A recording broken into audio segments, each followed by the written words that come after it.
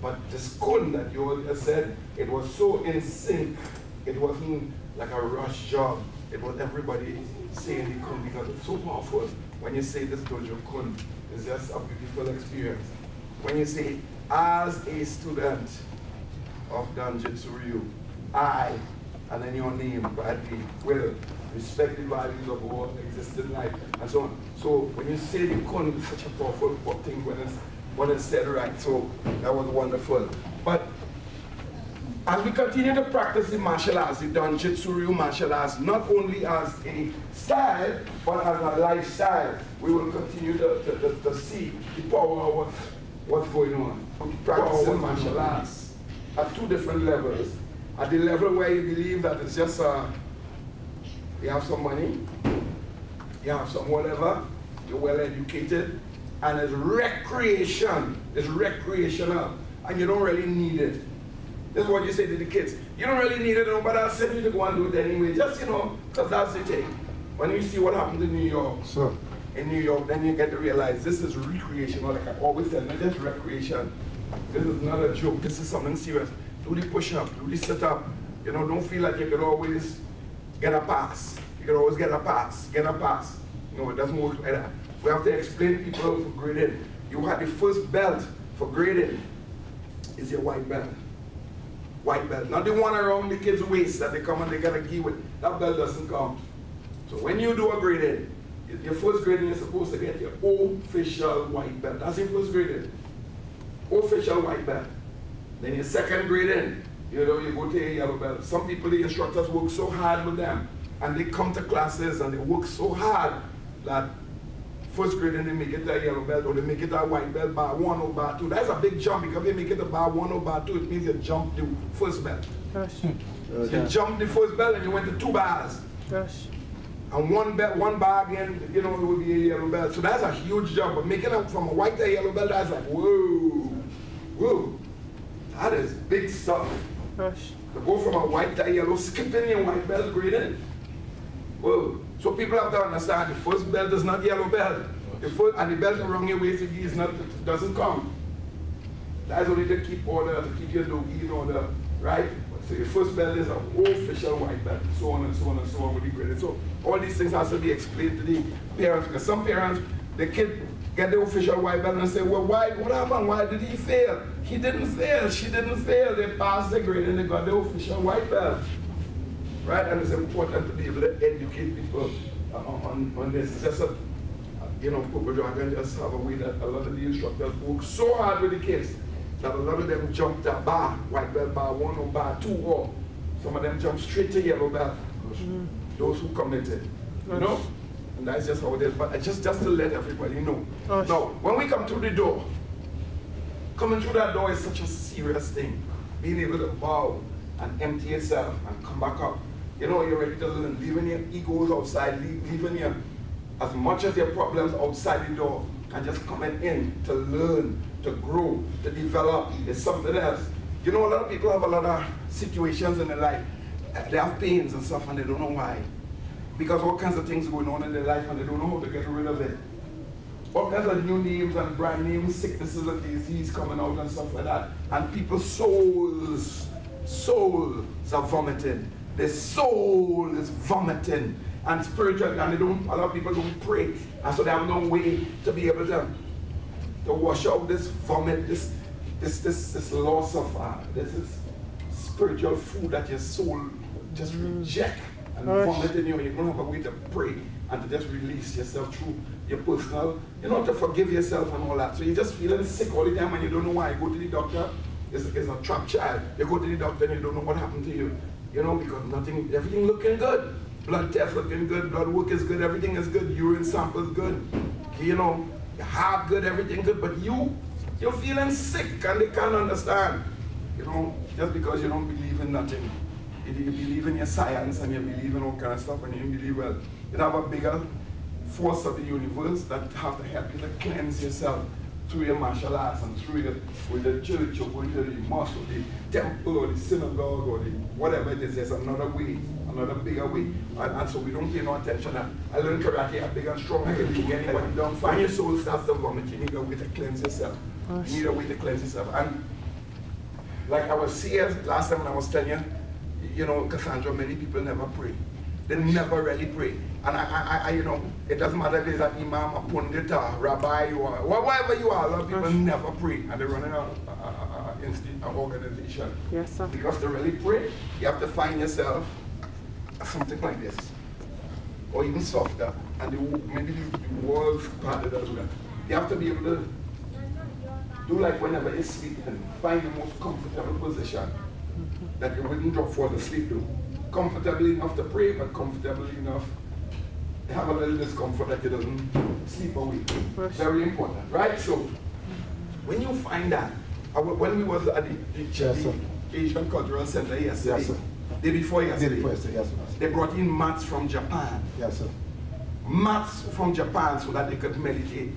Big cushions, black and gold. Wrong color, it should be purple and gold. Yes, right. Okay, right? And stuff like that. You know, and they brought in this so that people could, this is what I'm telling you about, so that the monks and the others, they could sit down and they could pray and find themselves. And this is what, when you practice in martial arts, and when I say prayer, your affirmations, all those things are prayer. Words out of different history books and stuff.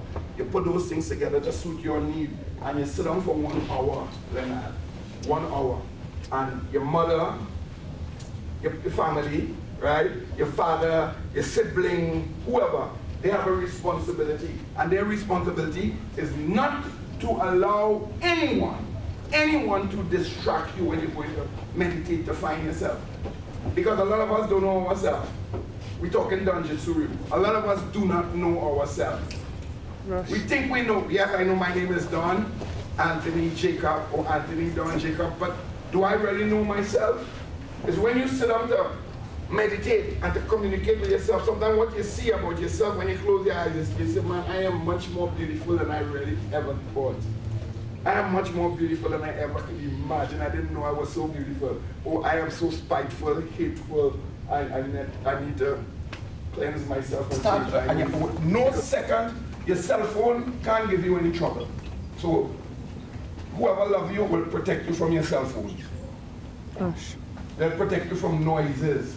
They'll protect you from nonsense. They'll protect you from your own kids.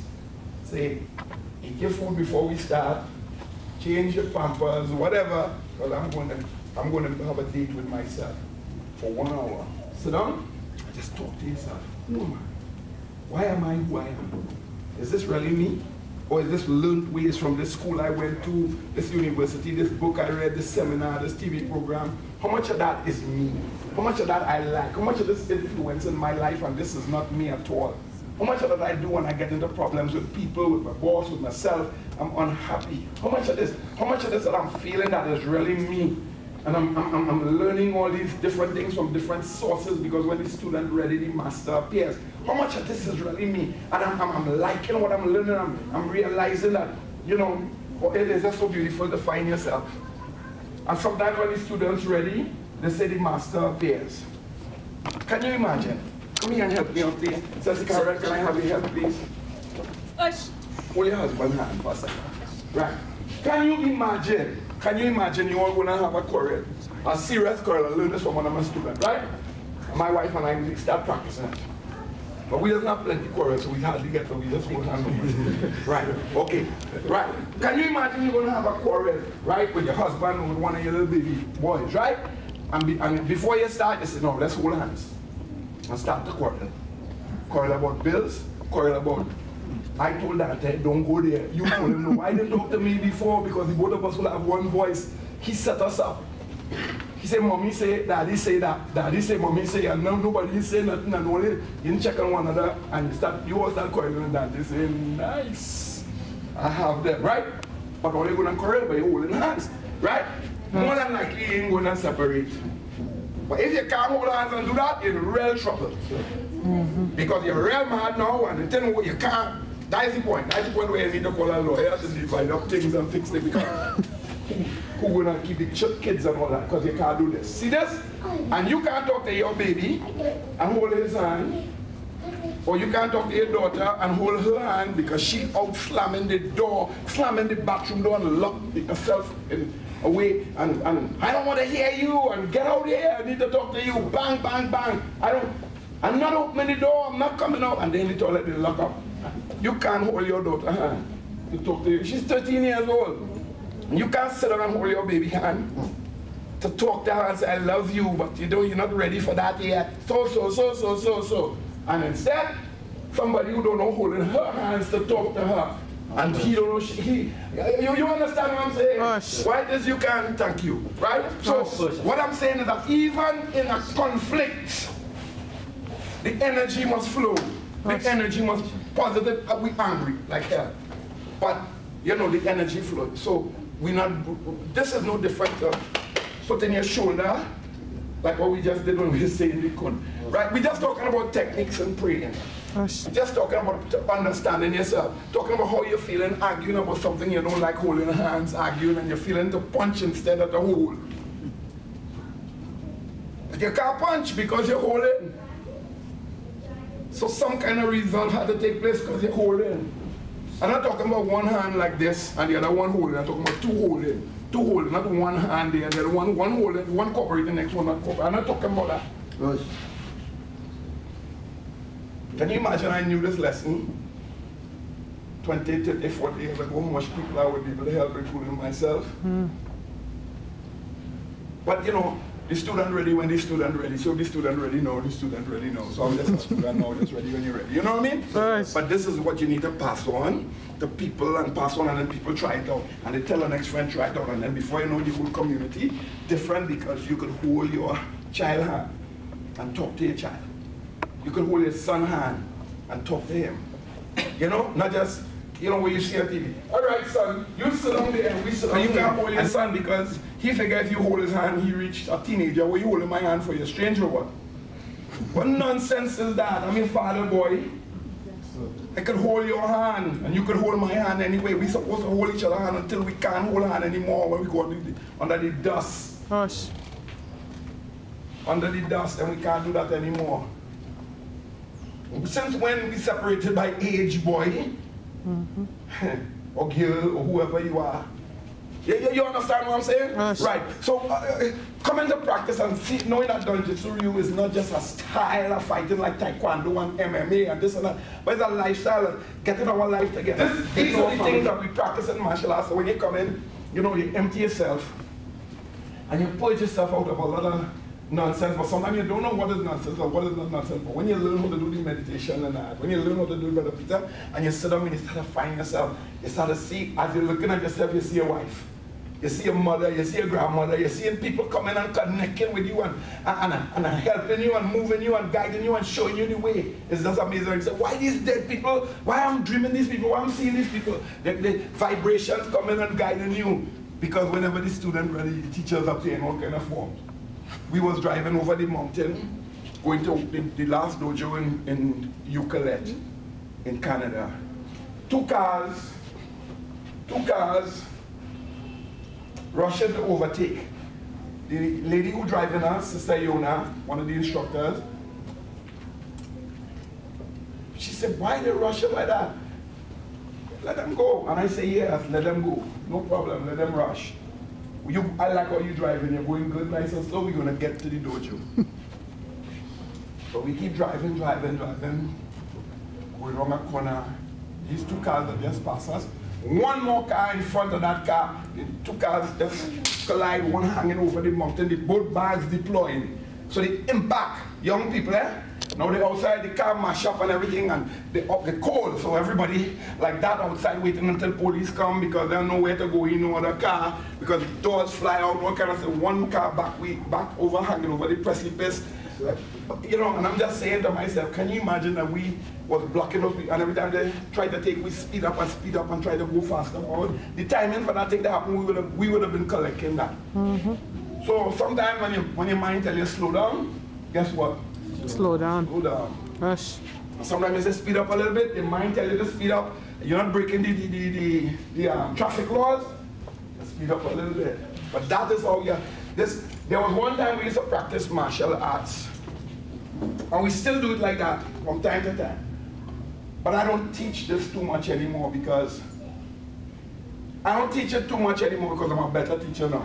Rush. I don't teach it too much because I'm a better teacher now. I used to be a good teacher, but I'm a better teacher now. I'm a great teacher. Not the greatest, but I'm a great teacher now. After you taught over 40,000 people, you've learned something, right? Nice. Okay, so now, one of the things we used to do is to stand up and put a guy to stand up and put your right hand up with your left hand or whichever hand over the guy's shoulder, whichever shoulder. Right? I don't know if you remember classes like that. Yes, and guys would just call right hand, left hand, over the head, your both hands up, you know, and stuff like that. And people get so attuned that after a while, the black belts, a lot of the black belts just knew if somebody's hand was out, if no hands was out, if the hand was behind the back. It was just so, it was so good, it was something else. I could actually tell, when black belts come to classes and I came in after them, I could actually tell who was there. And if I'm there or not, my car is there or not, they could tell if I'm there or not. A lot of the black belts could have did that. I remember one day, since Gary Hunt, it was in the Belmont Community Center we do, and since Gary Hunt came into my office, because he had to ask somebody, where's he? Well, Sensei those days. Where's Sensei? He said, well, he's in his office. He said, no, he's not here. They said, yeah, he's in his office. But he came into my office. I was laying on a straw mat, just trying to find myself. And when he came in, he knocked on my desk. I opened my eyes, see, you know, I was trying to feel you and I didn't feel you. I didn't know you was traveling. You know, you was just meditating, you know. But anyway, he didn't feel me on the outside and came to look to see if I'm really there, even though the students told him I was, the juniors told him I was there, because we could have feel each other. Gosh. You could have feel each other. So much so, it was so, I went to New York to do some work. And some people came to pick me up, and one guy in the back said, I don't know these guys, not Purple Dragon guys, they just hired me to come and do some demonstrations and seminars. And one guy in the back seat of the car doing this behind my seat like this, yeah. And I'm just feeling something not right. And I just suddenly turn around and see him doing it, trying to pull back his hand. And I just get really, I say, you know what, stop this car to drive and pull on this up. I say, I'm feeling to come out and kill you. Excuse my language, guys. I'm telling the guy that because, you know, he tested me out with a gun. Even though I'm talking about his energy.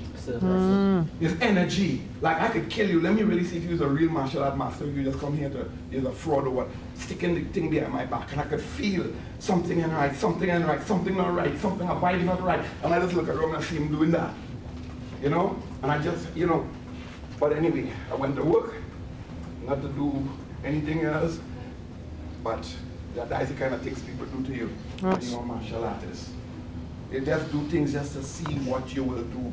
They will stick a gun and see if they, a gun, the intent, if he had a real gun, he might have put it to see what I would do. Just to see.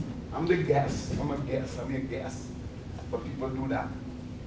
So, after a while, and it happens to some people who are not even martial arts, who live a clean life. You could be lying down sleeping, and somebody's staring at you, and for some reason, your head move, and you open your eye and see the person staring at you. It could be a family member, it could be whatever. I don't know if it ever happened to you, but it happened to me over and over and over. You just open your eye and somebody's looking at you. So why are you looking at me? I'm sleeping. I'm just looking at you, love you, some kind of stupid. Right? But you know, but they're looking at you. You understand what I mean? Yes. They're looking at you. Right? And you see that, you feel it, and after a while, that's something to develop. It's not something to be afraid of. It's a skill, it's a protection. It's a protection, but guess what? We say, oh no, why am I feeling like this? Why am I sensing things like these? Or something going wrong with me? If you start to do the meditation prayer, it will even get stronger and stronger, and you can feel things, and you can easily, like how we were driving, and the lady say, you know, let's keep it slow, and we kept it slow instead of rushing going, and then boom, somebody is hanging over the precipice of the road. Whenever your soul vomit, then you vomit too. So keep it in there, you know, and stuff like that. And I tell you, kiais is such an important thing, and when the kids or the adults learn martial arts, they're ashamed to use the kiais. You're ashamed to use your martial art kiais. It's such a terrible thing. Because I want to quickly tell you a story, a short story about your kiais. There was one guy who was in Yokohama, Japan. They were going out to a sayonara party. Sayonara means goodbye, right? So some soldiers were there and they were going out to this, you know, welcome, sending them off with a nice party. One guy was told that his girlfriend is in this party with somebody, one of these soldiers. He got really angry, so he got take a switchblade went and find the party and walk into the party in a certain way. And he had a switchblade in his right hand, open in his right hand, looking. Saw his girlfriend, call out her name. And now he's going to start a cut, and start a kill, because she's there with some sort of friends, and you know, and he thinks she's not supposed to be there, like he own her or something like that. You know, not supposed to be there. So this karate man was sitting at the end of the bar, and he's sitting quietly just watching everything. He leaned over to the bartender when he see what was going on, the guy with the blade, and he ready to start to cut people in the party. He leaned over to the barman and said, I need to get a bread knife. The biggest, sharpest one you have. I need it. So the man take the bartender, give him the bread knife. And he took up the bread knife. The guy walking now, going towards the lady over there. And he went like that. Wham! And stick the knife right in front of the guy. And yell out there, take up that knife. Take up that knife right now. Love, because I'm going to kill you with my bare hands and you would need that knife. Take up the knife now. And he said with authority and with kiais. Take up that knife because I'll kill you with my bare hands and you will need it now. The guy look at the big knife on the ground with his little knife, the knife stuck on the ground, and he just turn away, walk away, run through the door, turn around and run back. He didn't bother to kill nobody. So the guy stopped a murder scene, stopped a murder, saved lives, and he, with only his kiais, in his voice, he shouted out, you there, pick up that knife. Now the guy is skillful to throw a knife and stick it right. He could have stick the guy in his chest and kill him, but he didn't do that. He stuck it on the floor. And called the guy out. He said, no, you would need that big knife. That little one you have there ain't gonna work. I'll kill you right now with my bare hands. And it reminds me, I come to you with only empty hands. I have no weapons.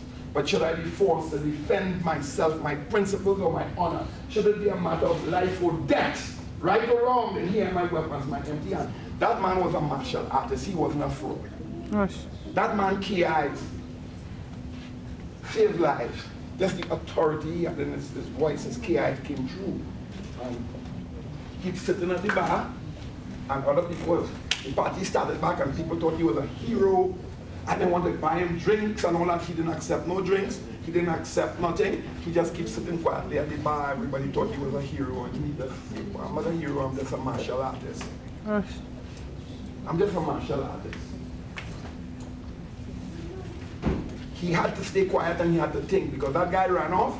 Nobody knew he was going to get a posse and come back with a posse for him. So he didn't look for no sort of party like how we would have get on down here, most of us.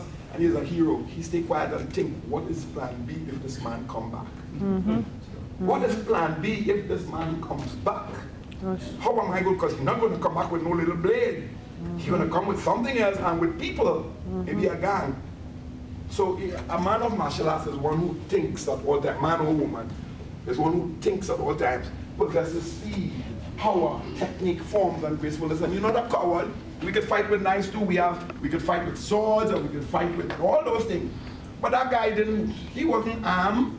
He had a little stupid switchblade. If he come with a big sword and gun and all kind of stuff, that, you know, but even though a switchblade could kill a lot of people who can't fight. You need to learn martial arts. That doesn't mean it will guarantee anything, but it could save something. In his case, that's his voice.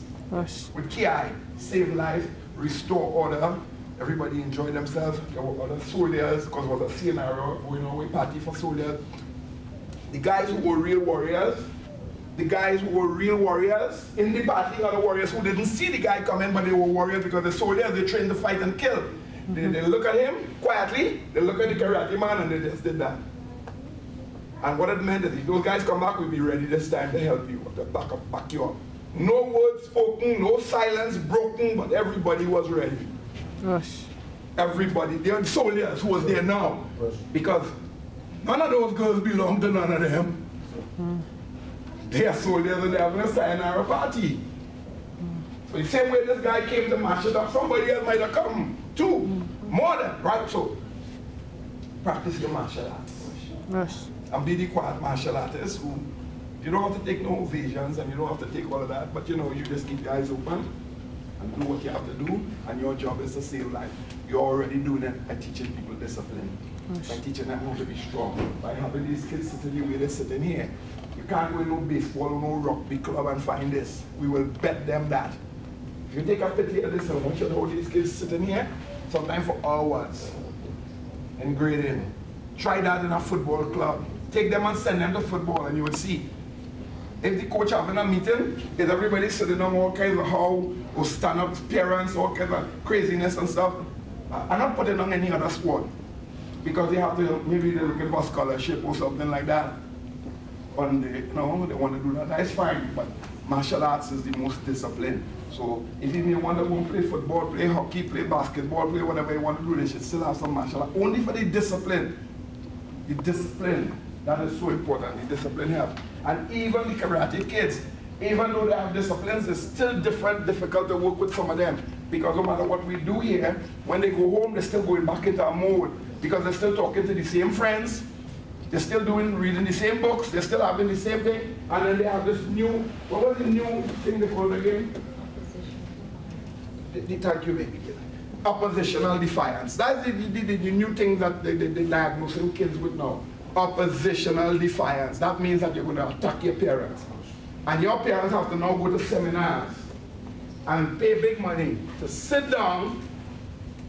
When you start to go through the oppositional defiance, you parents have to sit down and you have to take a course how to stay quiet so your kids don't call 911. Because if you say anything and you say it wrong, you're going to lose your kid. So I want to turn you over to Sensei Timothy to tell you what happens when you lose your kid. And then I might say something, I mightn't say nothing about this, right? But I'll turn you over to the both of them, Sensei Timothy, because he was there while I was talking and teaching in this place called the House for Human, what was it? House of Humanity. House for Humanity. Come around here. Go show. Professor gave us the opportunity to accompany him to lecture to some young men who were treated badly in their lives at a tender age. We were taken to this house called House for Humanity.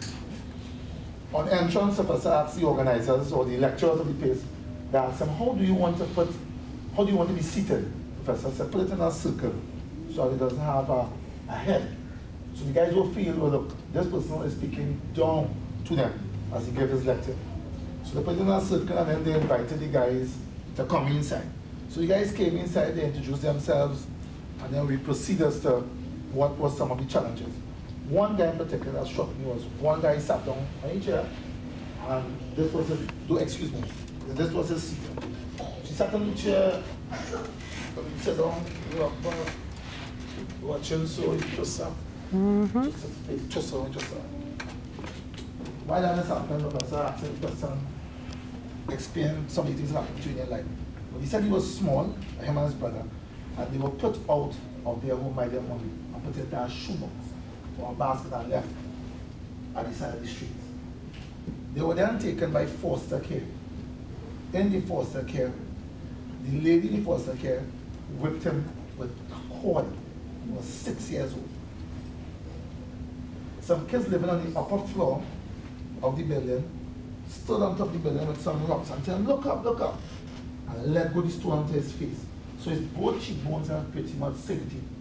This guy has a lot of pain, So we are going ahead with the lecture. Each other commit suicide a number of times. The last time, somebody called 911, they picked him up and he's been moving from foster home to foster home to foster home through the system of the United States. And you know, he ended up at House for Humanity. What struck me, one of the lessons struck me is, my professor lectured him. He told the professor, he said, loudly, you tell me, Mr. Jacob, why I should live. So everybody watching him now. And that's turned to our voice. Professor, you know, him also has a little brother.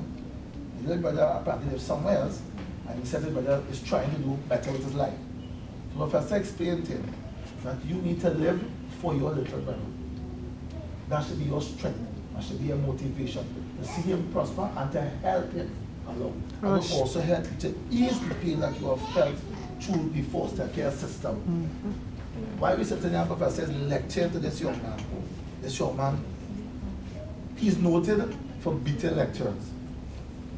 So they bring in somebody to lecture to him, he just get up and rampage the whole place.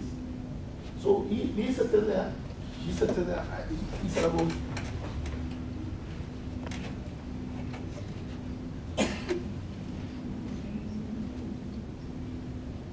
so Professor picked up the vibes and turned him sideways and watched him down turning him. That let him know that there's also a warrior in the building. Gosh. You know what? Jump up and do nothing. This is not a lecture. This is not a talk lecture. This is a talk and working lecture. And you will get a workout. Gosh. And then they sat down quietly, backed up, and then I would ask a particular question and the person would help him a lot. A lot of the guys went through.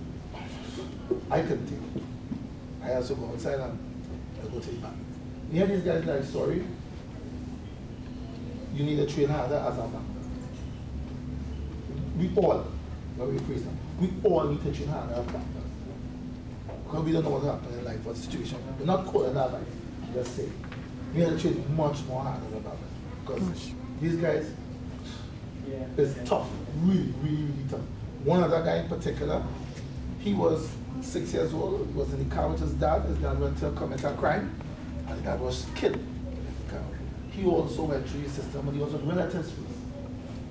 And his uncle took advantage of him. So he has changed differently a lot. One of the questions the professor asked him is, what is worse between torture and death? And that's the question the professor asked him. Do you know what course the professor will explain to you? One of the answers the professor gave to us was betrayal. And this young man turned and said, I know. So professor asked him, what is this? And he said, to be unloved. For someone to take love from you. Professor also explained to him that is also a form of betrayal. Because the person you look up to or expect love from took that love from you and then do what they did to harm you. And now you're going through system. This guy writing some very effective poems. Very effective poem. You could feel the pain in the poem. It was just different. I've known Professor for an hour. I've never seen Professor. It's so many different moods. Because I don't want to address him. Then back to something. So you see Professor work from there, give his story. They communicate with Professor. So much was one of the lecturers telling them. He said, how come you guys never tell me this before? There's not in your records. Why this was never mentioned to us? And one of the reasons why is because Professor put them in a circle, explain where he came from to where he is today, and they connected with Professor. So when we left there, first of all, there wasn't shaking, nobody had. But these guys not playing with here. One guy is sitting in the corner, he gets sitting there, so he doing this. And he just laughing. Apparently he suffered a stroke or something like that so before. But he's a stone, when we were told that he's a stone cold killer. Like stone cold. Why you guys there so far? Stone cold. You have no fear when you come back like that. No reason at all. And you won't shake, And when Professor finished, the emotion was so thick in the room that he not a knife or cutting, a chain. So I'm very, very serious. Very, very serious. And then that's what they do. All came and hugged him, shake his hand and thank him for coming. That was that particular. Without getting into too much details of, because Sensei did a good job in explaining like some of the stuff that these guys went through. But one of the things that really impressed me about the whole situation is,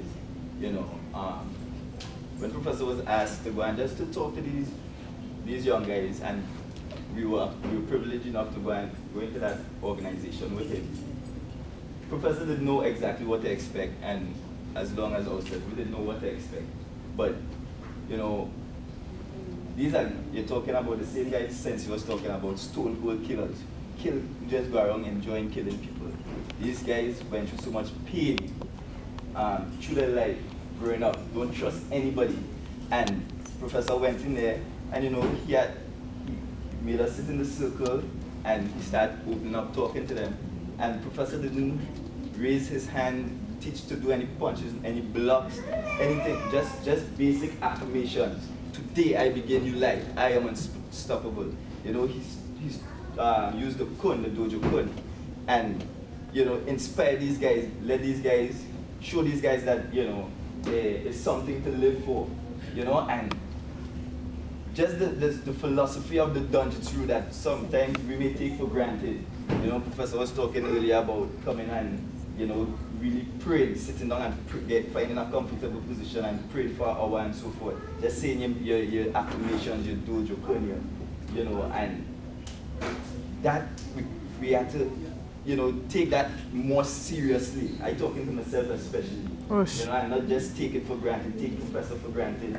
And you know, coming on this trip, you know, it's an expensive trip financially, but it's not, you can't pay for the information, you know, just being around Professor and hearing him lecture and just in the motivation that he gives. So, you know, just watching a martial artist, somebody who never went to school to deal with that kind of stuff, go in there and just give these young men a reason to live.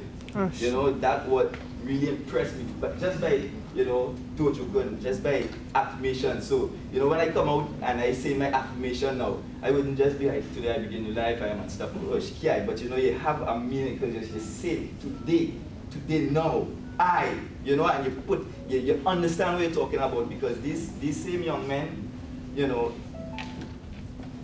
a lot of us could have been in those situations, but we really are fortunate, I think, you know, to just hear from Professor, to learn from him, and you know, just watching him work what he did was really inspirational to me. Gosh. It had moments I had concern because my wife was there. It was all black. It didn't have nobody else. It was just black people. And she was there, and her daughter was there. And when you hear the guys talk about this woman beat them with this cable, and this woman did that, and the mother leave them in a box behind a house, abandoned, and people find them, and then they put them in this place, and then this woman beat them with this thing, and this woman, when he called this woman mommy, he said, "Mommy, why are you beating me? I love you, don't you love me?" She said, "I don't love you, I love the paycheck that they give me every month to see about you." You see this 911 calling thing for the parents, when you hear that other part, what does happen, man? But they stay with your parents sometimes. So my wife is there. I said, "Timothy, get up," and he's standing right by my wife because she's in a circle. And then, you know, and I'm on the other side of the segment. If these guys get ready to jump, because I'm thinking that most of the conversation, women do them this, except the one guy that his uncle using money to know, you know, and that kind of stuff. But I'm just thinking, if these guys going to walk towards my wife or walk towards my female student, I'm just going on a different mode. I don't care what So you know, you're doing your best to try to motivate them, these guys, but you're keeping your eyes in the corner like, I hope they don't jump, because if they don't try to jump on me, they might try to jump on my wife or jump on, because I mean they hate women, they hate, you know, so I'm trying to do everything. I'm a man working mile a minute at the same time, you know, so it's an experience that, and I didn't know what we're going into. I didn't know. They just tell me come and talk to these guys. I didn't know that these guys were killers and they were unloved, and they just, one guy said, I would never, ever, ever trust anybody with my brother. Never trust nobody. I would never, he said, everybody I trust betray me. For my mother, go right back. Everybody he trusts, he said, betray me. There was never, he said, why I should trust you? Why will you come in here to talk? Why? I don't know. It's just the next thing to come and talk, and then when you want to leave, it's the same thing. You know?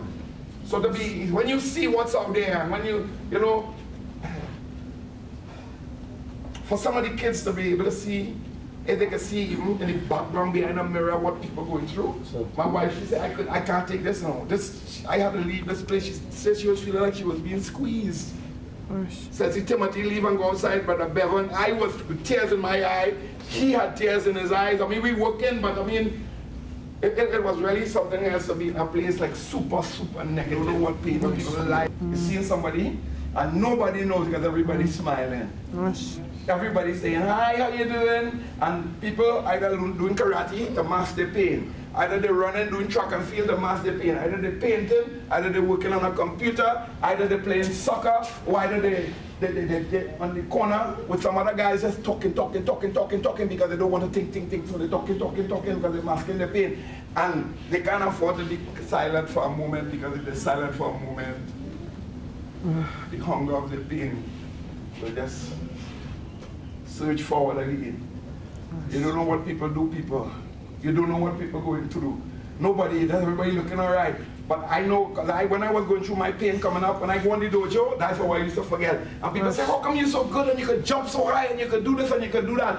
Because I'm doing this so that you all will see me and not see my pain. I don't want you to see my pain and then don't want to be my friend and don't want to say, well, you know, nobody don't want to be around him because he's such a bad kid and he's such a that. So the only way I can get people to be around me and be my friend is to do karate and do it really well. So when I do it well, nobody not studying, you know, nothing else, they're studying, oh man, wow, he could jump, he could kick, he could fight. And then all of a sudden it started going all over the world. And people paying money to see me. Take me to Madison Square Garden, all over the place. Oh, he could jump, he could kick, he could fight. But why I could jump and I could kick and fight? You ever ask me? You never asked me why I could do this so well. So this is how I hide, you know. But a lot of people have nothing to hide behind. Some people are geniuses and they could write poems and they could write organic. And why they could write so well? Oh, he bright, boy, his IQ is this and his IQ. IQ? Really? Huh? Go a little deeper and see what is motivating somebody. They're remembering something happened to their mom, their dad, their past. They see a movie that affect them and they just start to say, this will not happen to me and my family. I'm going to make something out of my life. But every time they move forward to make something, and it happened because it latched to something that pushes them forward. So that is the supply. But it just turned out to be good. Yes. They turned out to be the fastest runner. They turned out to be the best swimmer. I'm listening to a swimmer the other day from Australia named, what is his name? He had a big foot. Top or some kind of thing. Right. And his story, we broke his silence. They say all kind of thing about him. He was on drugs and this and that, and people just saying all kinds of stuff. And nobody knew that he had almost like a nervous breakdown stage or a schizophrenia, paranoia kind of stuff. And the way he used to beat that is to go in the pool and just swim and never tell nobody. When he feeling frightened, he don't tell his parents. And his parents brag about him and say, you know, my son is doing so well and that. And every time his parents say that, he hurting because he don't want to hear that, because he's not doing well because he's doing well because of you, he's doing well because he's frightened about something that all you're causing. So he's swimming it out. That's how he gets out of it. That's how it works. Oh, so you know, people doing, I'm not saying that everybody doing something great have a situation. But I'm saying a lot of great people, they have a situation because something happening. And they're doing their best to forget it. Or other people are saying, wow, I like how you get this. But if they come to live with you, and he say, see me come live with me, it's two different things. So people masking what they feel. People masking, like, you know, you're eating some food and you put some gravy on top because you really ain't want to taste the food, but you know it's good for you, but you're using the gravy. Right. So, but you know, we keep pushing and we keep moving. And those guys, when I walk in there, I could feel their pain. I could feel their pain. And they know I could feel the pain, even though the guy wanted to jump on me. Because guess what? He tried to kill himself so many times, and somebody always rescue him and just say, look at a guy who's a fighter here. If I jump on him, I think he will kill me and I'll get the job done. This is my perfect day. If I rush into him, he will kill me and I'll get it done finally. And I let him know. You know, in a kind way, it wouldn't be an easy death. It's going to be very, very painful. Because he told me before, he said, you know, when I fight and I don't feel any pain. Yes, sir. He said, I don't feel any pain when I fight him. Yes, he said, I just fight everybody, and no matter how hard they punch me, I don't feel it, or how they kick me, I don't feel it, I just keep coming. And I just look at him, this is one time you will not keep coming. I'm not talking to him verbally, but I'm talking to him. This is one time you will feel a pain that you really don't like, sir. And he just backed down for the first time. You know, and I'm not no hero, nothing like that, but I could talk to him like that, like, man, if you step forward, it ain't gonna be no pretty sight. I'm telling you that right now without telling you that. So let's talk a different language. Because this is the first time you'll really feel what pain is. When I leave to shake his hand, and he shake my hand, he went, ouch. I don't know if anybody noticed that. Sir. Right, he went, ouch. Why he went, ouch? I didn't try to hurt him, but he had last time he tried to kill himself, he cut heel on the outside, but it didn't heal on the inside. So when I shook his hand, I put a little bit of man in it. Yes. You know? And he went, ooh, you know? Yes. Wow, this guy could have really hurt me. Because the pain that from how much months ago that when they find him and bring him in the house, the outside not bleeding, but the inside not healed. So he couldn't, you know, he come in, he think he could fight, but I mean, he can't, he might have, he'll hurt himself. You all understand what I mean? Right. So, people that have pain. And that's the reason why when you come, section P is a painful, purging, purification process. So yeah, we all have some little something going on. Some people will just lie and tell you, no, I have nothing going on with me. I'm perfect, I'm this, I'm that. But if you check deep enough, and some people hide. Some people are afraid to pray because if they pray, they're going to confront themselves with themselves, and they would rather just stay vomiting on the inside the soul, rather than to find themselves and find out how beautiful they are without the pain also. But some people don't know if they can live without the pain because they already know how to live with it. So to live with love is a difficult thing. There's a new experience, and I'm so sure that somebody truly loves them. Or have a perfect love for that. And so, when you say, I believe in me, really believe in yourself. All right? And so 1, 2, 3, 4, 5, 6, 7, 8. Put some, let's go. 1, 2, 3, 4, 5, 6, 7, 8. Jump up, jump up, jump up. Run. Let's go. 1, 2, 3, 4, 5, 6, 7, 8. Over the palms, down. 8, 1, 2, 3, 4, 5, 6, 7, 8. Up. 2 jumps was 2. By 2, ready, and go. 1, 2, 3. 1, 2, 3. 1, 2, 3.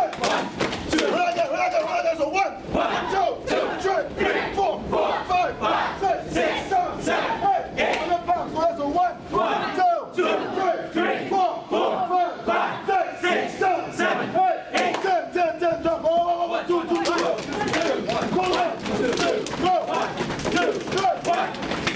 Hands up. Pause. So punch 1. Go. 1, 2, 3, 4, 5, 6, 7, 8. Run. That's a 1, 2, 3, 4, 5, 6, 7, 8. Down the bounce. Go. That's a 1, 2, 3, 4, 5, 6, 7, 8. 10. That's a 2. Go. 1, 3, 2,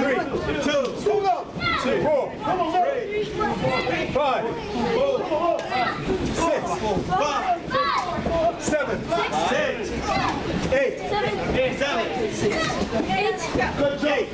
Good job. That's it. Stand up.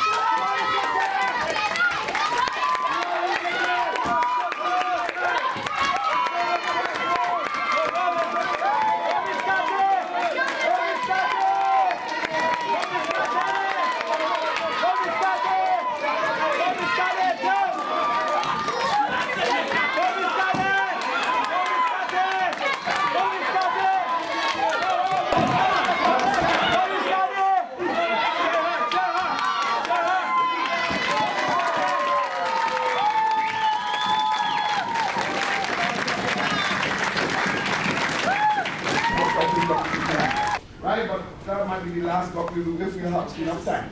But I want to start by us practicing this block. It's like doing almost like a panning block. So we're going to go lower your body, and we're going to go like this here, and block up, and block up, and block up strong. Two things I want you to avoid. When you do the block, I want you to avoid getting hit on the thumb like this, because it's spraying the thumb. And I want you to avoid getting the end of the finger, because it can hyperextend the finger. All right, now, when you practice in martial arts, and you're practicing, especially the black belts, after a while, over time, doing it, because a black belt is a white belt and never quit, right? Sure. But whenever a guy kicking a student and you teach them and they're kicking and they're white belts novice, and you learn how to show them how to block and stuff, your finger's supposed to work this way and this way with a little bit of flexibility, very, very little bit. But when you're sparring and you're going like this, and guys kicking on your hand and they're afraid and they're now starting white belt, they deform your fingers. You can look at my fingers and see. Because you're helping people, and your finger wasn't designed to go a certain way. And the only way my fingers, the reason why my fingers are worse off after 48 years is because I keep doing this as much as possible at the end of classes. Sometimes I forget, I should never forget. So when you're all done workout and you're working out with beginners and stuff, the sensies and the black belts, always, depending on the techniques, we can pull them back and kind of straight because they're going in angles they're not supposed to go for years. Now you might say, oh, karate is nonsense. Well, a guy will just break your finger if you don't know it and will stay permanent in a certain angle for the rest of your life. Alright? So this is the reason why I'm telling you I don't want you to get hit here, and I don't want you, so all my pains over the last 48 years of doing it, I must pass on that experience to you. So that the next generation coming, the next generation will have less and less injury as the science gets better and better, and the mechanics get better and better. You understand what I'm saying? Yes. So you've got to pay attention. Don't want you getting hurt. Work it out. Alright, so I want you to lower your body like this and slow up. We're going to go up and trap. Don't let it come here, right? Like this. Right? This is what you're going to do. So this is going to be out. Not so, nothing else, but your fingers like this, like you're balancing a cup. This, everybody just do so, please. No, not like that, like this. Out. Right. Like your fingers pointing at the wall. Good. Right. You all have it. So, slowly go in. Stop it. In. Stop it. In. Stop it. So the first technique we're going to do, right, is that we're going to go and we're going to do about 5 blocks. Then we're going to actually do it with your partner afterwards. Let's go 1, 2, 3, 4, 5, all right? So we're going to do 5 blocks. Now, as they emphasize on the block. 1, yeah, block. Where's Professor? 1, right, emphasizing striker. 2, emphasize here. 3, emphasizing here. 4, emphasizing here. Right, so every time you do a technique, it's like you're blocking a man's neck, and he, as he block, he, boom, in the gut, as a block. Now, the block must be a safe distance over your head. If you bring it too low, it's just like driving a car, and you have to hit a sudden brake. It goes up a little bit. All right, but the same thing with the hand. If you block here, in line with the head, the power could push it down and the guy could still hit you. He might be very effective because it will take off somebody's impact, but you don't want to get hit at all. So I want your hand to go up, so that even if it comes down a little bit, with the power, it wouldn't, the guy still will hit you. Final lesson, final discipline to learn before we get started. When you want to do the hammer strike, the attack, I don't want you attacking with this. Which person?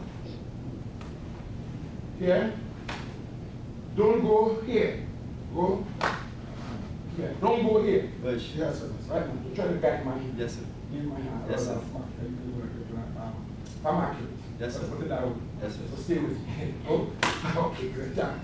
Right, okay, right. So when you go in here, this is what I don't want from you all. Because if you get into a situation, I don't want you to practice your muscle to go the wrong direction. I don't want you to practice your accuracy at all, off target. I want you to do this and go straight to the guy. No, straight his head, let him block. I want you to miss the block now. Yes, go, like you miss the block, just right here, hold it back. Don't hurt him. Don't hurt him. Hold him back. Because they realize he misses. Yes, she misses. So don't drive through and hurt them. Push. If they miss, but your accuracy must not be compromised. But if you see you hit your friend, you cannot pull it back because they didn't protect themselves well enough. So you have to protect them. You can't hurt them. They didn't come here to get hurt. But I don't want you all to be going like this and lying and all kinds of stuff. Take it to the point. Push. Take it to the point. Take it to the point. Take it to the point. Take it to the point and stop it. Don't stop it here. Stop it before you get up. All right? Yes, sir. Okay, push. On your feet and start at the straight. Push. All right, guys, ready? Drop your knees a little bit. Now get your left arm out. Right, and tighten it up. Now, from this position, you're going to go up and lock, and tighten your back. Right, only 5 times. Some people hand like this. This is not going to work. Bend it down. Bend it here like you're holding a glass of water. All right, 5. 1. Let's make it 6. 2. 3. All right, strong 3 now. 1. 2. 3. All right, now remember your position. So when we're going to do the next technique, you get back here. Right, everybody grab a partner now. Get a partner quickly. Right, and then go ahead and start practicing and come around and look at you. Right, everybody go. Go.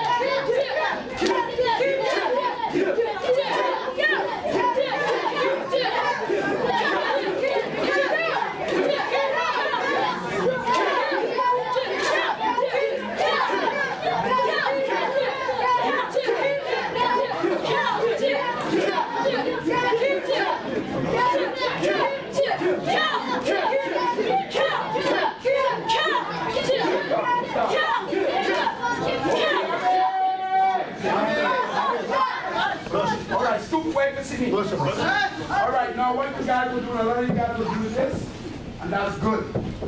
Now, I want you now to put pressure on the guy's shoulder. I want you to put pressure on the shoulder, right? So when you come, stop him from here, right? So that you know you can push this back here, right? So now I don't want this here to go here and still have this. Right, you want to take away, so we're going kind of under his elbow, just past the bend of the elbow, but you're going to stop him from here one time so that they can affect his kuzushi. Kuzushi is what? You're right here, and you're going up, and you move all 2. And you see, I have this. I don't want to stand straight. I want to come up, like so I can bail out. If I have to make a next move, my legs on, right, so I can move. So I don't want to be locked in a position, then I have to go and then go. So I want to be in a position that I'm ready to move, I have to move, all right? Yes, those of you who go in here and here, that's good. That's what we want. Those of you who swing in your hand, get the discipline and get it here, all right? I'm not going to go back and let you do this because I want to move to the next technique, right? So the next technique is a block and it's a strike at the same time. Right? So we're going to do the Jujayuki. So that is called the X block. Right, so from here.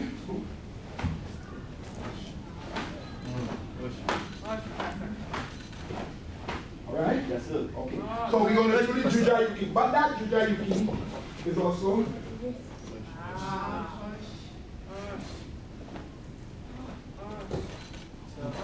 right?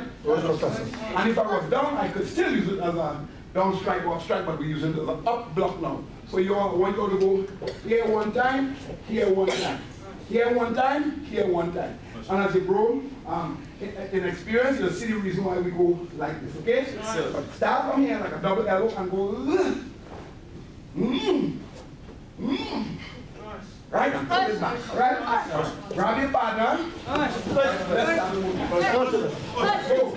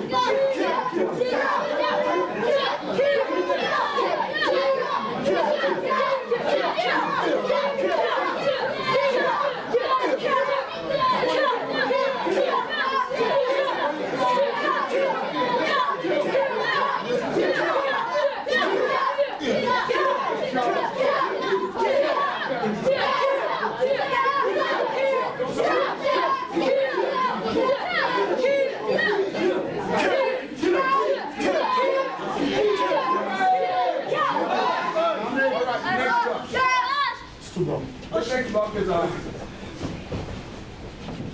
all the blocks are important. And this block, you want to relate it that gun pointing to your head. And the responsibility to protect your own life, or the responsibility to protect somebody that you love, this particular move, very, very vital. Okay, so what we're going to do, we're going to make this like an upward block like a mushroom. So you go 1, kick, 2, hit, 3, hit, 4, hit, 5, hit. All right, now, the key thing in this block is that you're not seeing it, but this is the first thing. Not just this. This has to be so strong together because this is what happens when you miss it. Miss. So you have to make sure you slap and then push up. Good. Stop it. Because it could come through if you don't have the timing. Right? So I want you guys to make sure as they go up here, close and then go up. And then pull back. Right? And then close and then go up. Now, okay, let's do the blocks. Yes, and then I'll show you the application because I don't want you to compromise your discipline. I should know what I have to do, knowing that you will do the right things. But actually know some of those kids are going to try to do something different. So I don't want to be in that mood now. I want to try to get to the point where people do the clock. So we're going to do this in 3 stages because some people are going to try to cheat. To avoid that, so somebody's saying, how do you know our kid's going to try to cheat? So now I'll put you on this spot and you can see for yourself. Yes. So this is one. So the gun is on your head. Can you all see me? The gun is on your head. I need to drop my legs and push the hand up and then move here. Right. I need to drop my leg. If I try to go here and do this and he squeeze, I'm going to get it. From here to here is the shortest point. So I need to drop under and push up and squeeze and grab. So, and when I grab now, my stance has to be very important. So when I grab, I want a stance here. So when you try to pull, right, I want to be able to hold. If you need to take a stance, and you're tugging me, I might be in a fight, but I am not going to let go of this thing, and I don't want it pointing here, and I don't want it here. However, I want it here. And I'm 45, so if he fires it off, it doesn't shoot somebody here. Yes, if I'm here, and I'm seeing everybody on this side, and I'm in this position, and I go like this, I don't want to do this. If there's anything, I go here, I want to do this here. Yes, and take it on the ground over there, because I have less lives over there. So you have to make a responsible choice, right? Okay. This is what's going to happen. Push. Drop. Now move. Now move to get the grips. Now get under the guy. Right? So when you try to pull, he shouldn't be able to release. It's like a pit bull grabbing onto him. Yes, sir. Right there. So I want you all to hang on to his hand. Strong. So we're not going to pull first. All we're going to do is this. Right. All we're going to do is this. Hit, go. Hit, right. Good. Right? Go in. Hit, right. So we're going to go bang and then shift. Right. Now I'm going to try to pull it with my hand. Hold my hand. Hold my hand. Right. Hold my hand. Right. Hold my hand. Right. Hold my hand. Don't let it come to your head no matter what. So hang on for dear life. Yes, sir. That's what I want you all to do now. Right? Yes. Now, this is what I do not want you to do. Some people do that. The guy will just move back and shoot you. He going to just, if you knock my hand away, come here. If I hear like this, I will just move back and shoot you. But so when you move, bang, arrest it and hold it for dear life and don't let it come down nowhere. Like shoot it above or move it to the ground. But if you're safe up here, then go ahead and hold it there. Right? So, okay. Right? So that's what we're going to do now. So this is like a mushroom upward. You ever see a mushroom plant? Right. So you're going to just hit the gun at your head. Woo! Right. All right? Okay. Let's go. Let's go. Go ahead. Go grab your partner. Let's go. Move it away from your forehead. Move it away from your forehead. Move it away from your forehead.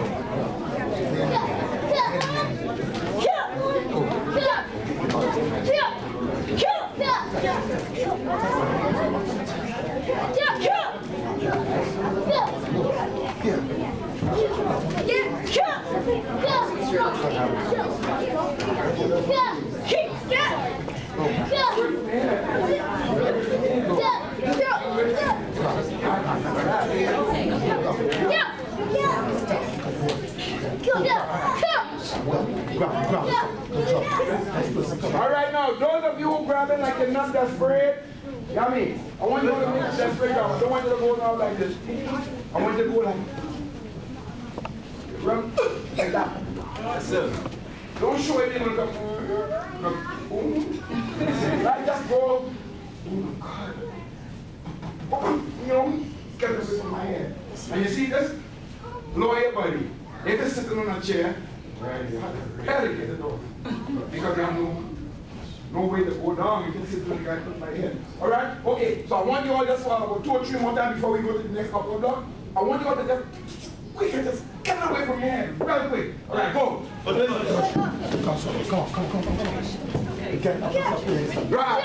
on. Right. Right. Grab it!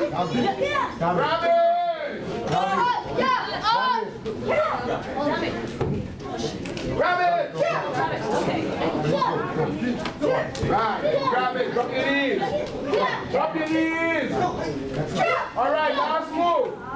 When you grab, I want you guys to try to pull away his other hand. And I want you all to hold it so strong that the guy can't pull away his other hand. And you're not making it point to your head. So when you hold it away from your head, don't squeeze it hard at your head, it'll make no difference. But if you squeeze it on your own head, listen up, look at this.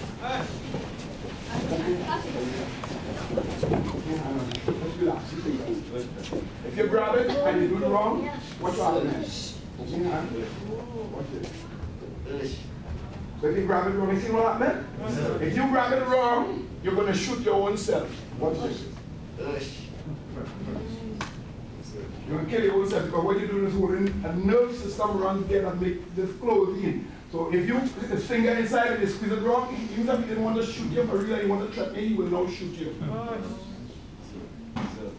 So you really commit your own suicide. Because you don't know what you're doing. So from here, that's why you want to drop it!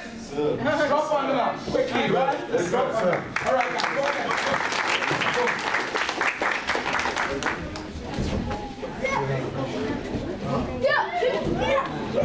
Right. Pull your hand, pull your hand, pull your hand, pull your hand, pull, right.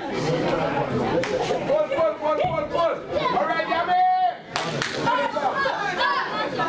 Yummy, attention. Next discipline.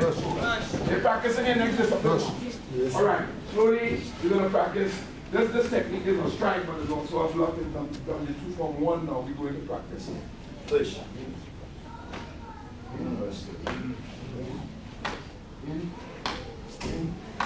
In. Right? In from here. Right? Okay, so you just walk in. Come Benji. Push. Oh, come straight up here. Right in. That's the knees alone. That's right. That's right. Okay, relax. That's right. You're safe. Right. I go in. Right. Go. Come on, Benji. Go. Come on, Benji. Come on, Benji. All right, Benji. Come on, Benji. Come on, Benji. Come on, Benji. Right there again. Right, Benji. Right there. Right. All right, so now we're going to just go just like you in. Right? Yes, sir. All right. So now, bow, block it. Right? So like you go snake block, upward block. Upward block, right? Okay, so let's go. Grab your partner and let's do the upward. Go on. Watch it.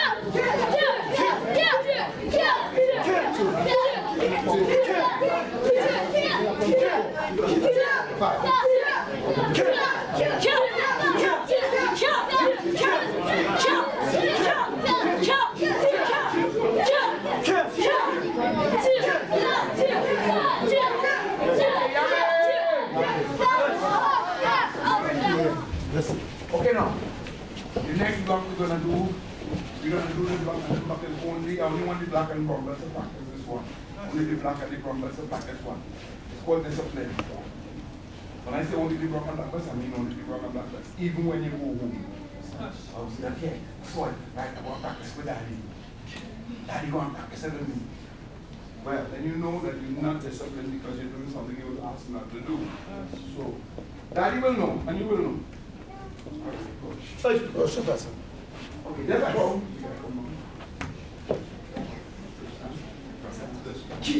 Come back here. That's like you're going to do block routine one, and you do like this, but it's block. Push. Right in. That is not what blocking. So, you're blocking in. Right, and you're blocking, so that came in a position, you start to go to this position. Right, so everything is in place, but I'm not doing that. Everything is in place, I'm blocking, I'm punching him in the jaw, elbowing him with the block, everything. Right, it's a deadly block, it's a sticky hand style. Right, I'm just going. And I become. Hey. See? Hey. No. Not touch. No. It's almost like an Irish, sorry. Hey, like an Irish. Yes, sir. Like an Irish. Yes, hey, like an Irish. Yes, sir. Bush. Irish. Hey, right. Yes, sir. Hey, right. Okay? Right, like an Irish. So we're going to go up and block them at the same time. All right? Okay, let's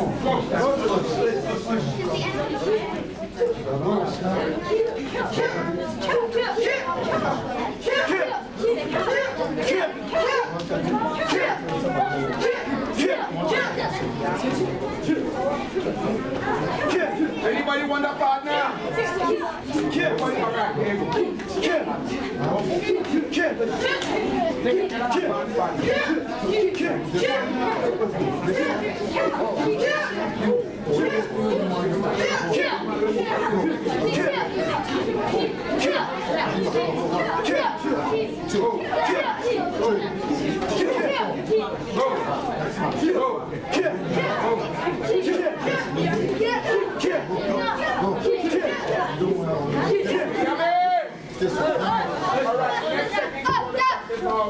There's a lot still on the head, eh? There's a lot of blocks. We have the hook block, the flat blocks, double blocks, all kinds of other blocks on the head anyway. Right?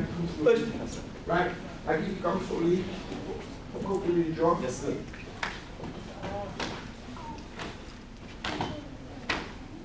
Right? So we have that block, right? So we have bam, bam, bam, bam, bam, bam, bam, bam, bam, bam, bam, bam, right?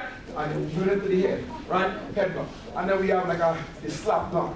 So you come to the head, right? Just slap, just slap it away. Alright, let's go in. Slap it away, slap it away, slap it away, slap it away, right? So you're just slapping all the time. So you're just practicing your slap block, alright? Just pow, pow, just slapping away the block, right? So you have that one. And then we have the hook block where you just pivot in here. Then when you come, right? Right? And then you just moving on the head block, moving on that one, right? So when you come slowly, right? So we just pivot, right? You come on the next side, yeah? Right? Pivot, right? So you're just working on the pivot block from the head. Alright? Okay, so you have and have plenty more, but we never run out of technique, we just run out of time. So to be able to go forward, or you just hook block slowly. Right, so you're coming down here straight, right, and we just hook in and we just hook it. Right, so you have a hook again. You kind of grab it, like hook and grab it. Alright, so anyhow you pull it, you just guide with it. So we come to back fist or something, right, or whatever you hook and trap one hand. Next time, right, we can hook on this side, or we can hook on this side, or we hook from the outside. Right? So yeah. All head blocks, body blocks, Buddha fist. All have Buddha. There's all kinds of blocks. Downward block. It's just all kinds of knee blocks, right? From dungeons to form block routine 2, right, and so on. So it's several blocks that need you all to learn to block. We have blocks where the guy put his hand on the shoulder, and we go from dungeon 2, form 1, and stay from here to group here. Just like it was here. It's just not only if you come punching forward, right? So just go here. The block only here, but sometimes they're like here and he touches you also, and you let's make a pivot. And the guy will come from here. Right, so you know how to make a pivot from this position. Right? So just the same way here, right? You want to be able to stay from here, right? And learn how to pivot and protect yourself like that from your cutter. Because not all the time the guy will come forward, sometimes he comes back, and you just have to pivot. I didn't say do this and do that. I say from right here, the move and pivot. So, all right? So, okay. That's all. So, there's so many different blocks and moves and maneuvers that you want to practice. So you can even practice this one. As a matter of fact, because this one's just 2 for 1, I think we should start to practice that. Yes, sir. All right? You know, Professor. Go. Kill. Right. One hand up, open the cutter. Go. Kill. Right, that's right. Inside. Go. Kill. Right. There you go. All right? Push. All right. So I want you all to just practice. Just do this a few times before you go with your partner. Right? Raise your heel and turn. Raise your heel, right? And turn. Make sure you have it. Turn. All right? And we'll go from there. All right? All right. Go ahead. Grab your partner. Let's go to work. We're almost here. 1, 2, 3, 4, 5, 6. I wish you could give it Hands time to the time. Stop and I'm fighting to the left to go in. right and back. Get 10 minutes of this. One. Come on. All right. Hallelujah. All right, guys, that's pushing. That's pushing. I want to do some more things with you. Right, go. Let's go. Let's go. Let's go. Work it. All right, work. All right, that's it. Work it. All right, you black belts. That will make yourself useful now, right? These black belts, right? So yeah, the black belts we're going to put on the black belts, except those who already have black belts. You all keep working, right? The others just go around and start to push some correction for me. Right, go quick, go quick. Let them go. Go, help me. Spread out. Help the kids. Right, go. That's right. Hold it. Go now. Go. Spread out. You all do choke up. Room.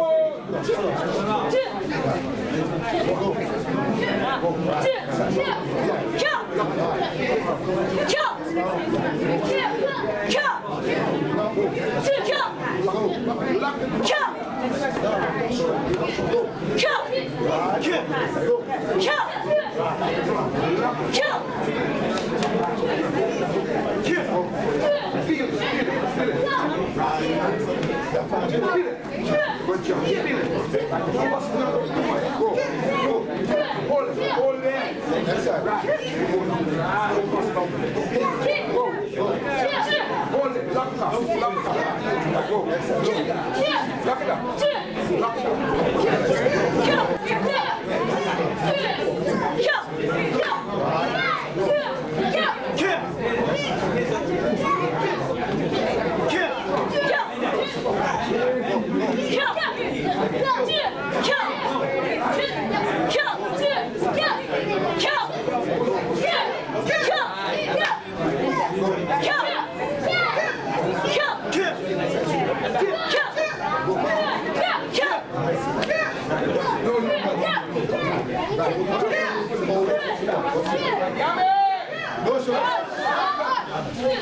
A lot of you guys doing really, really well, but some of you all in the front super.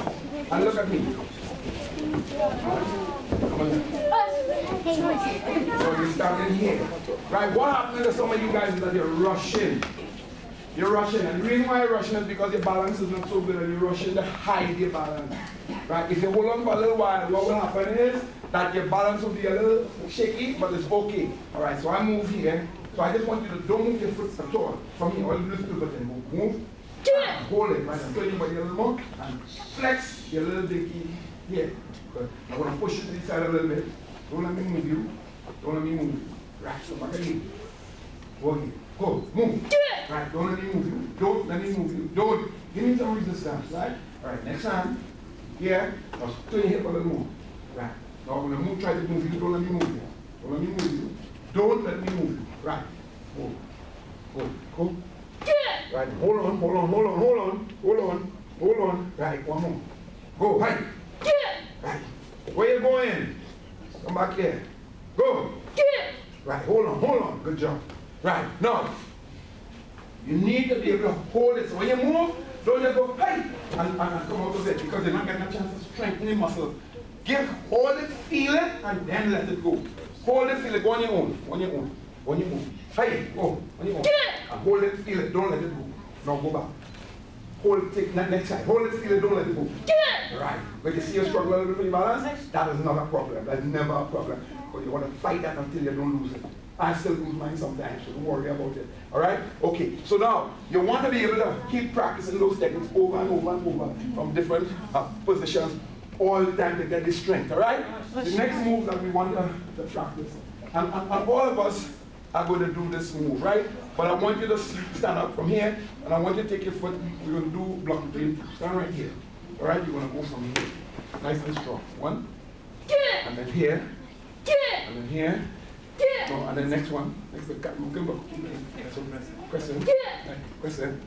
Alright, let's come again. 1, 2, 3, 4. Come again. 1, 2, 3, 4. Alright, I'm going to challenge you a little bit. 1, 2, 3, 4. Alright, now I'm going to challenge you a little more now. So I want you to jump now. Right? You want to jump now. Jump 1. Jump 2, jump 3, jump 4, right, okay? Right, so you want to be able to make sure.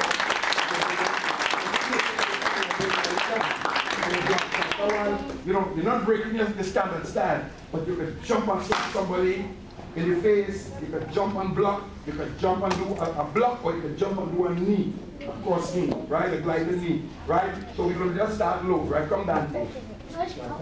Push. So that's it. You work up now. 1, 2, 3, 4. 1, 2, 3, 4. All right. Jump. 1, 2. Jump. Jump. Okay? All right.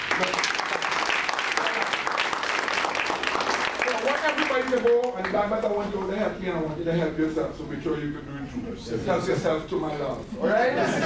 Okay, guys, right? Let's go now. Everybody, okay. And then we go to the next technique because I have 10 minutes, I have 5 minutes to work already, I have 5 minutes to put on everybody's belt, okay? Alright, so let's go. Let's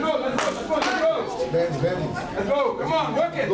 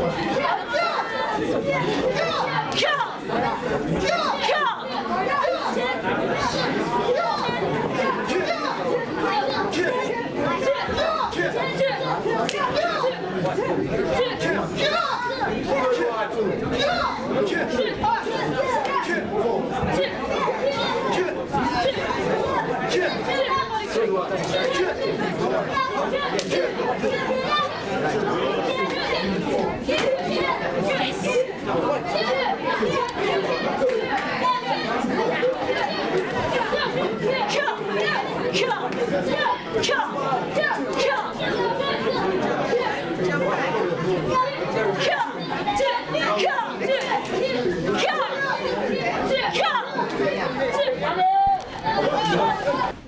sir. Right?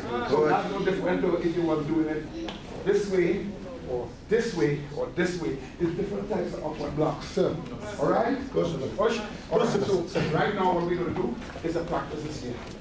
Full Buddha, this is half Buddha. Full Buddha, right? And then we're going to just do it. Right?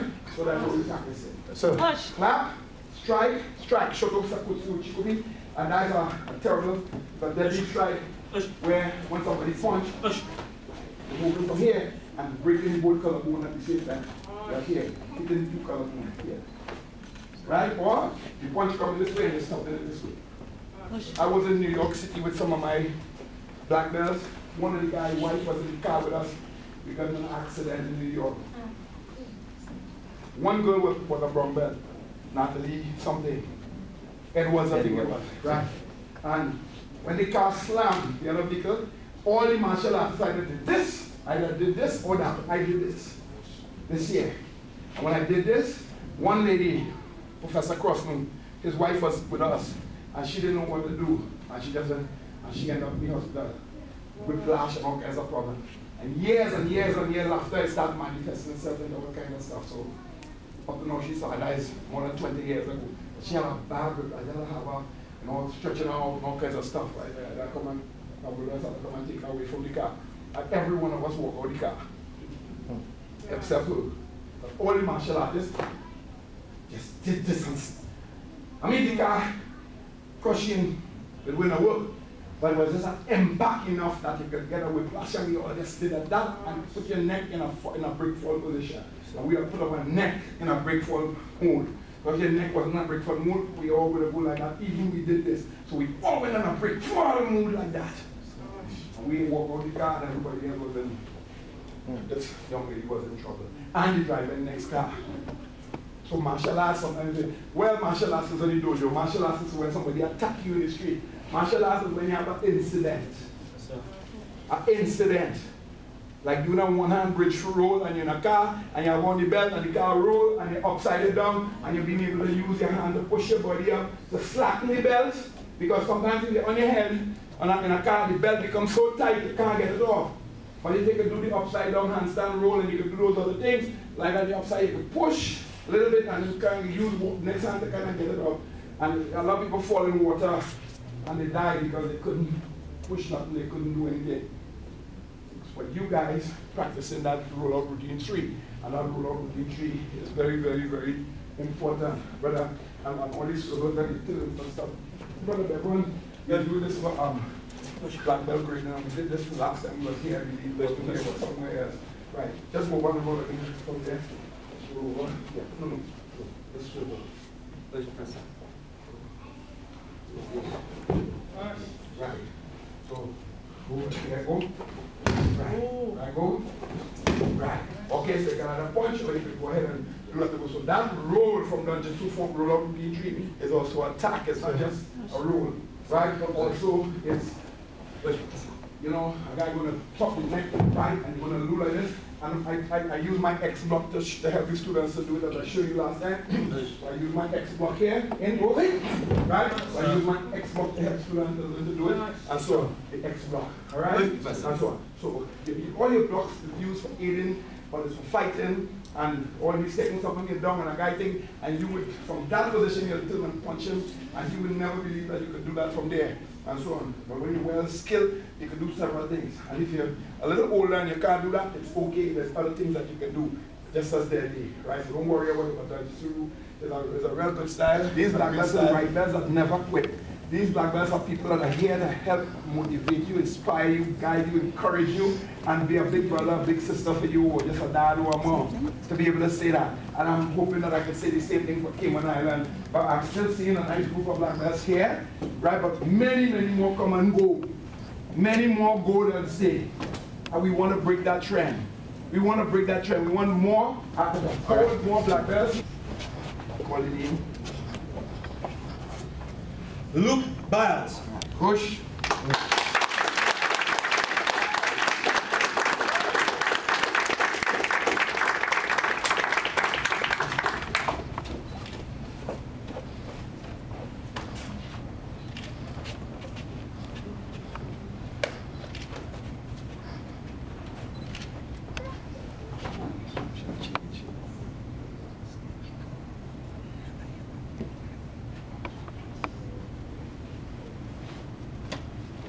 Is this your name, Luke? Yes, sir. All right, take this, yeah? All right, take 3 steps back. Luke? What? All right, thank you.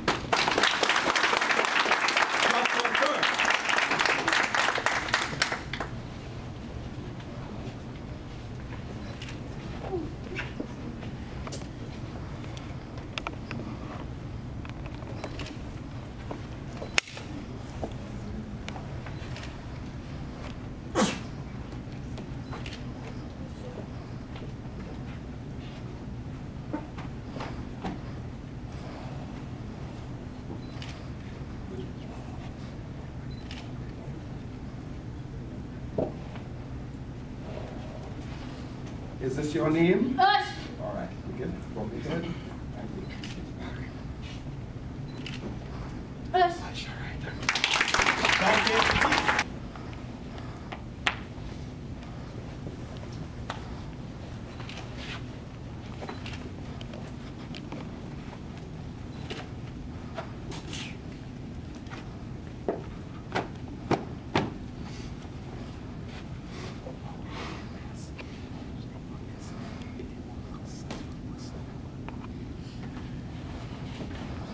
Is this your name?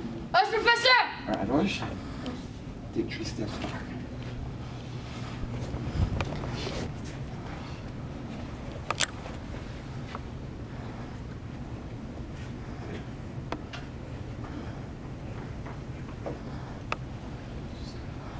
Always wear the white on top and the red below until the next grading, right?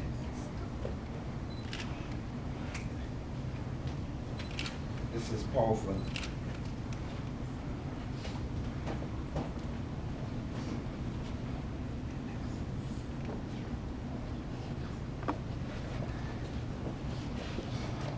Is this your name?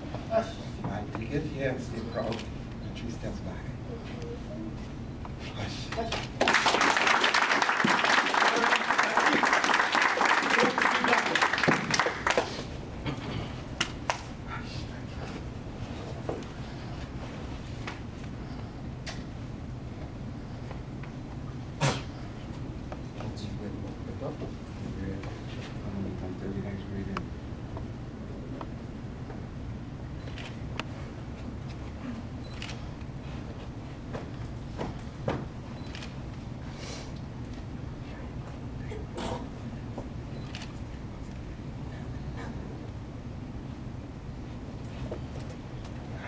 Is this your name?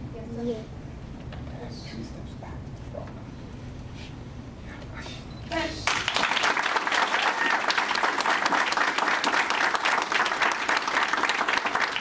Congratulations, guys. Congratulations. Wow.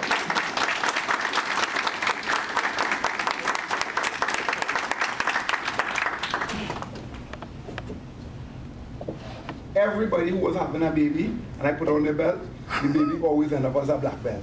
Nice! So you know what's going on, right? Nice! Okay, guys, you're up and just, you'll give them a nice congratulations, where we won't tell them something good, or whatever it is, and then we out of here, all right, guys? So start with the black belts first, everybody just shake their hands and come around, right? Congratulations, guys. Oh, guys. You can't behave the same way with all the black belts and give all the parents no grade here, right? All right, you gotta be better kids all the time. Thank you very much, parents. Thanks for your support. Everybody can stand on their feet, please, to support the kids. Thank you for standing, guys.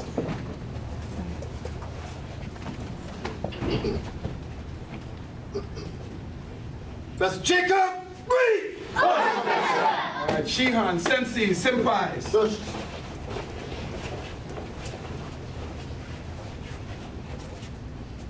Shihan, Sensei, Senpai, read! Alright, guys, keep training. Don't give it up. Stay strong. The kids here, when you leave, everybody, just meet your loved ones. And don't just do that only today. Go to your mommy, if your mommy in the line when she come out, or your daddy or whatever. Meet your mommy, meet your daddy, meet your husband, meet your wife, meet your whatever. Granny, whoever showing you and giving you that love and support. And tell them, I love you so much. Thank you for your strong support. You can tell somebody thanks now, and the last thanks you ever say to them, what they ever say to you. It's serious. So, let your family straight. Thank you very much. All right? All right, guys. Yeah, thank you. Right there! All right, go strong, soldier. Go brave.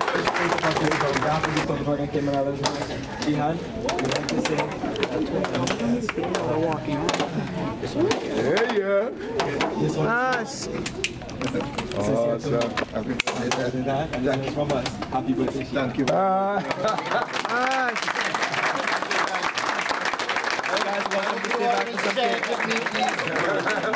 All right, cut it up and make sure everybody got a piece, That's please. right. Thank you so much. Nice. Thank you very much, Josh. All right.